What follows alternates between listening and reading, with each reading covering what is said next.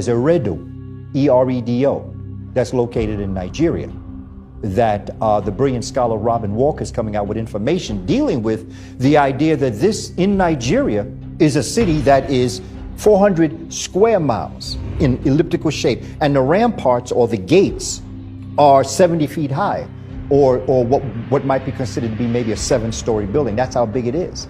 And that was done somewhere in the 800s to 1000 AD. At the same time, 400 years later, in the 1400s and the 1500s, where folk are saying these people are primitive, this city exists in Nigeria.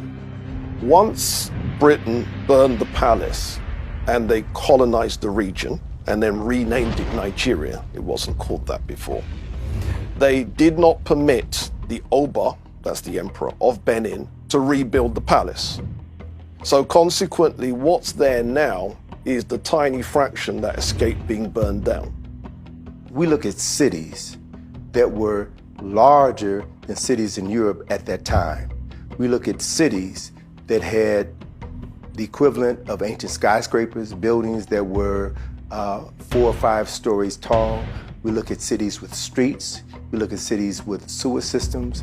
We look at cities, nations that had universities, that had libraries, that had a upper class, a solid middle class, architects, engineers, physicians, dentists, a city that would rival any other city in the world at that time. Well, the emperor of Ghana, we know, lived in a castle with glass windows.